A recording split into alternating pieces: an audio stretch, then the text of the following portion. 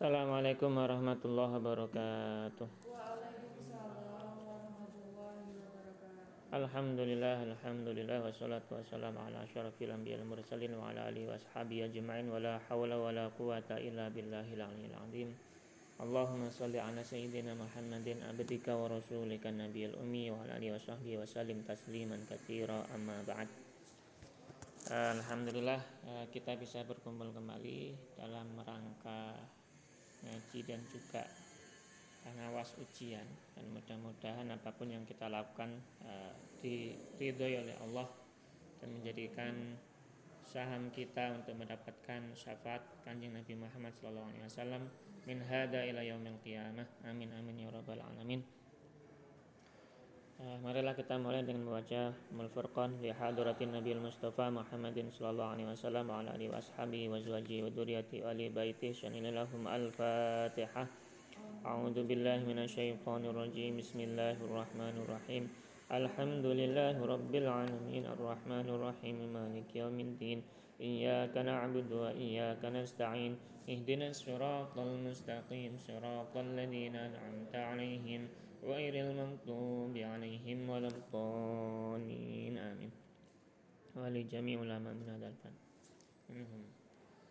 Syekh Abdul Mun'im bin Abdul Aziz Syekh Yusuf Syekh Jabir Al-Hasani Syekh Abdullah Syekh Ahmad Syekh Muhammad bin Siddiq Al-Qumani Syekh bin Athaillah Sakandari Syekh Abdul Abbas Umal Al-Mursi wa Qutbil Aqtab Sayyidina Maulana Syekh Abdul Hasan Syadili wa Syekh Abdul Salam bin Masyis Jami' Turuq Syadiliyah wa Jami' Turuq Sufiyah minha Tariqah Syatariyah, Tariqah Qadiriyah, Tariqah Naqsyabandiyah, Tariqah Khalwatiyah, Tariqah Justiyah, Tariqah Surwardiyah, Tariqah Ibrahimiyah, Tariqah Ghazaliyah, Tariqah Akmaliyah, Tariqah Idrisiyah, wa jami' turuqis sufiyah jami' awliya illahi salihin fi kulli makan lahum minna jami'an.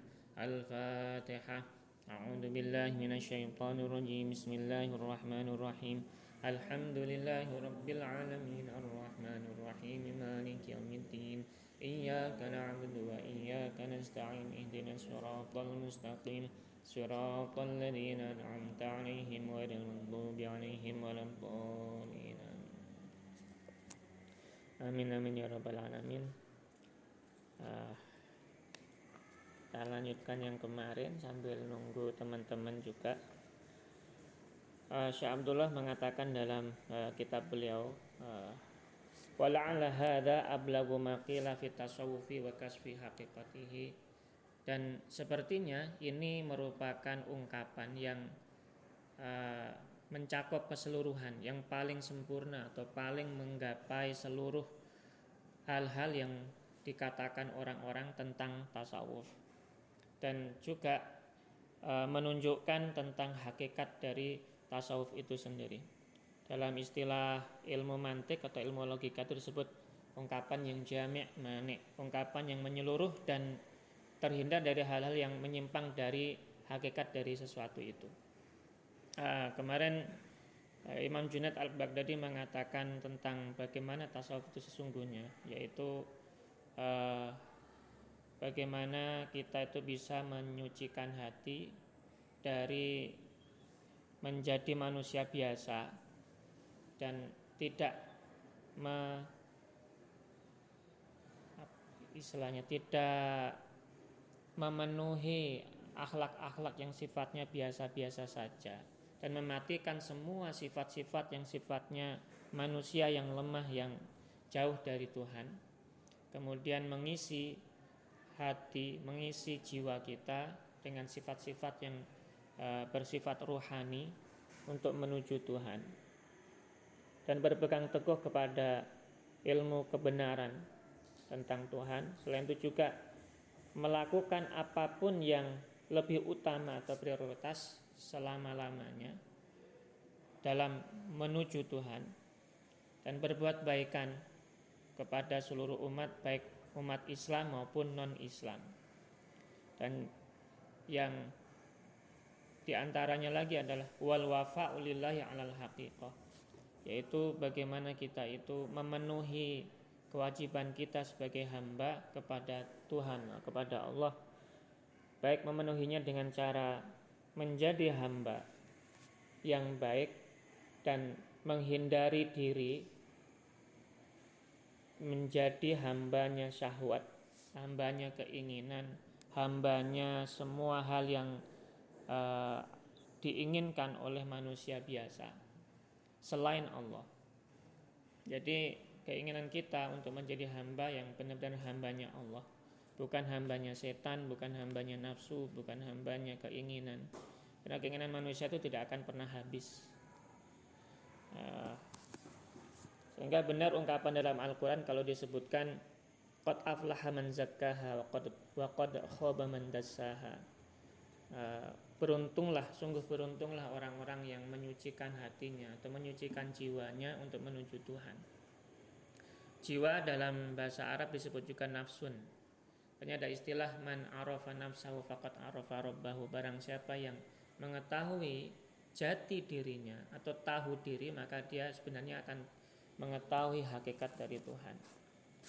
Jadi artinya kalau kita sudah bisa mengendalikan atau memahami jati diri kita, nafsu kita ini, dari nafsu lawamah, ammarah, mutmainnah, radiyah, maradiyah, kemudian bisa meningkat menjadi nafsu yang kamilah, kita akan benar-benar bisa memahami hakikat Tuhan. Namun kebiasaan manusia, mereka hanya nyampe ke level nafsu amarah atau nafsu lawamah, nafsu yang sifatnya masih kemanusiaan yang biasa-biasa saja.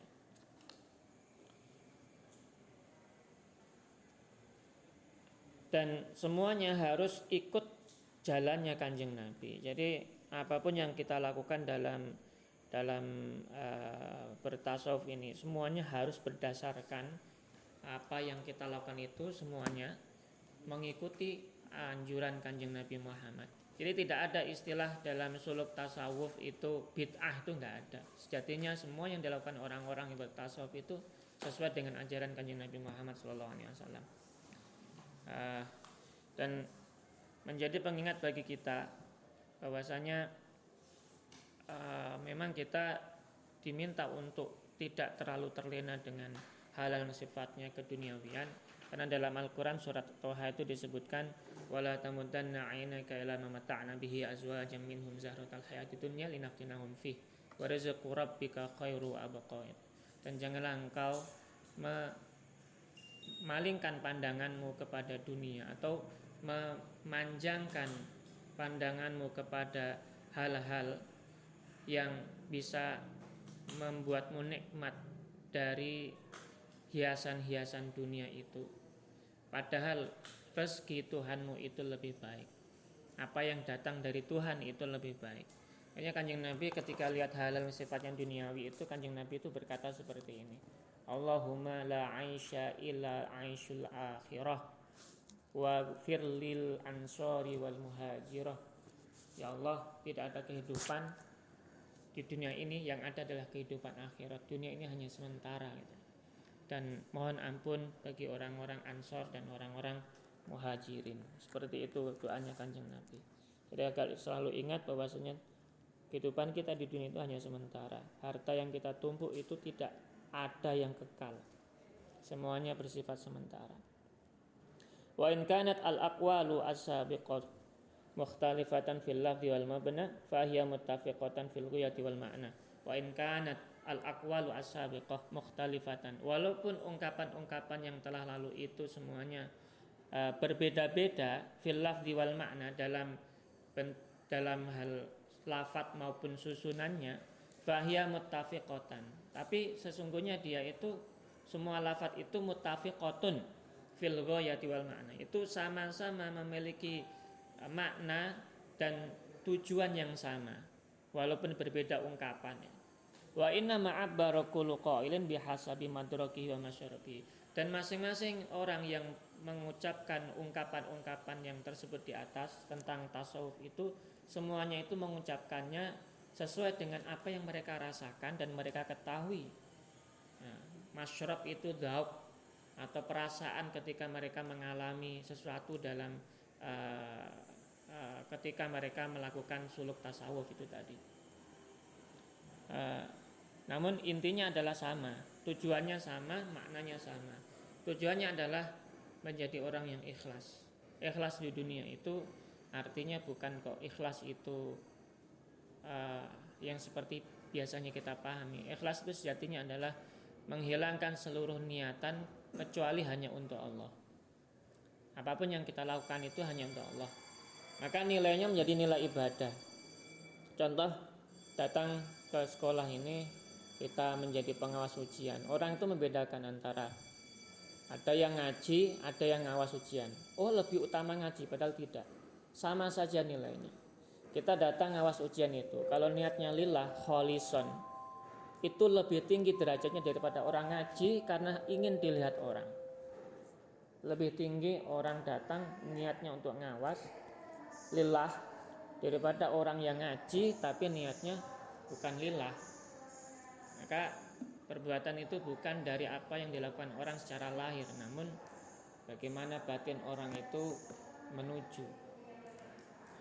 Semuanya bernilai menjadi nilai ibadah.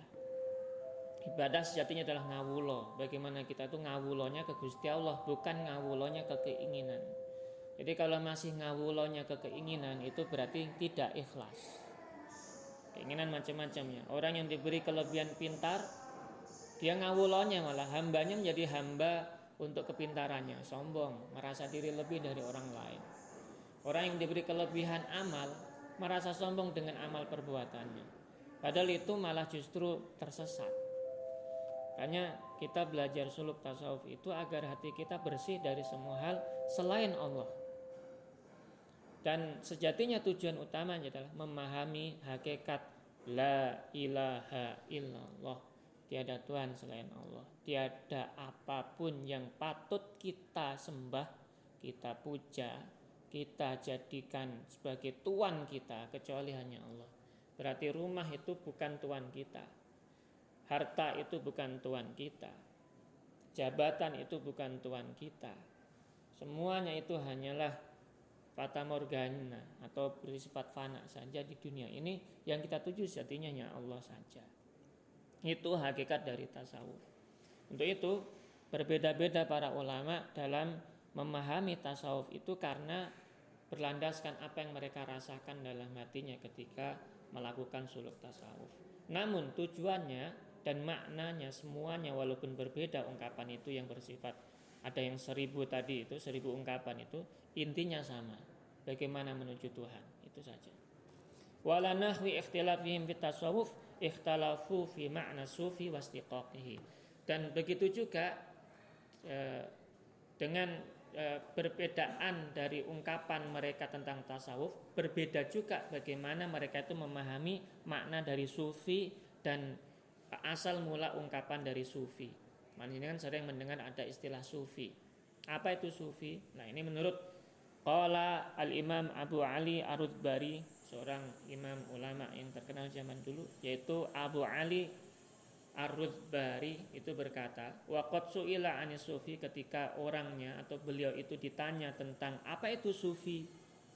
Beliau berkata, as-sufi itu sejatinya adalah man labisa sufa 'ala sofa wa ta'amal hawa dauqal jafa wa kanat dunya minhu 'alal qafa wa salaka min hajal mustafa sallallahu alaihi wasallam.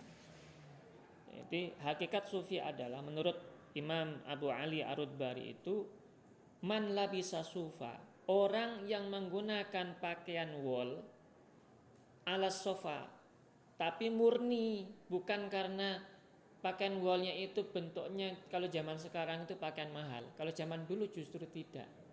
Zaman dulu itu karena orang nggak bisa beli kain, itu mereka menggunakan kulit domba untuk pakaian. Artinya mereka orang miskin, memang orang-orang yang fakir. Jadi nerimo apa onone, apa yang dia punya itu ya itu dipakai, nggak berubah gitu.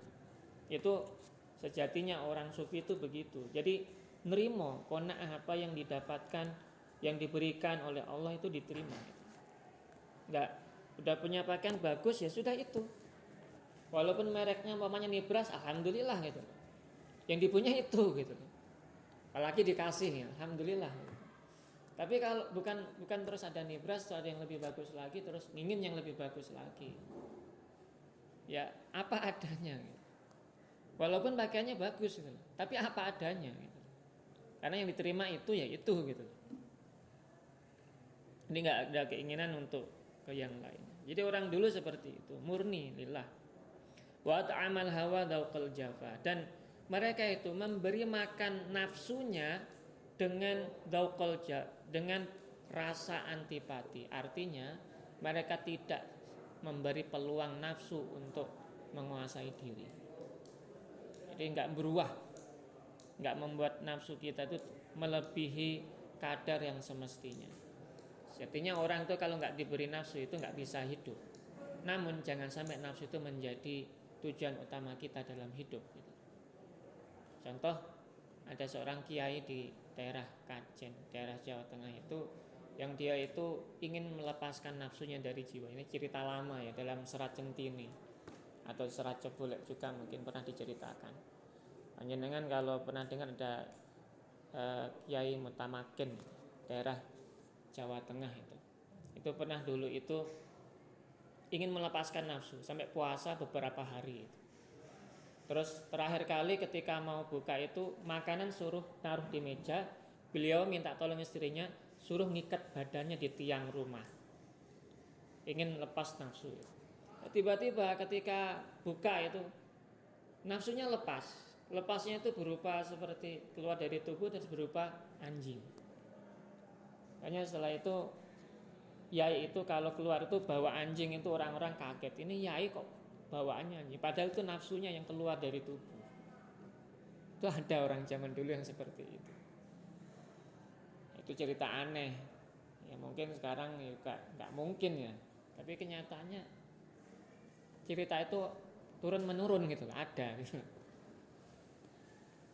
Ya, jadi orang yang ingin melepaskan diri dari nafsunya. Jadi nafsunya hilang ketika nafsunya keluar itu ya dia nggak mau makan, nggak bisa makan.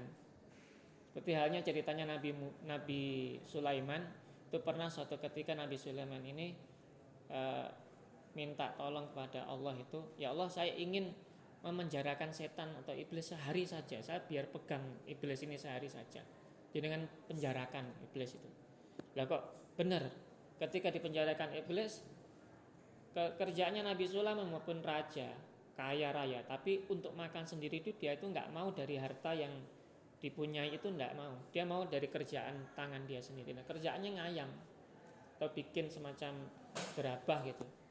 Nah, dijualnya di pasar. Ya ketika bikin gerabah dijual ke pasar, orang pasar nggak ada yang mau beli, semuanya pada kekuburan, ingin mati, nggak ada yang mau makan. Itu ketika iblis di penjara.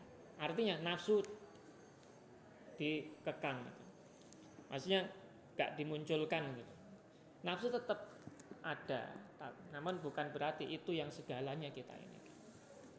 Itu saja yang bisa saya sampaikan. Walaupun saya mohon maaf. Walaupun mudah-mudahan bermanfaat, menjadikan kita orang-orang yang bersuluk tasawuf menuju Tuhan dengan benar ikhlas kholison, bukan karena dunia ini saja. Walaupun wallahu muwaffiq ila aqwamit thoriq. Wassalamualaikum warahmatullahi wabarakatuh.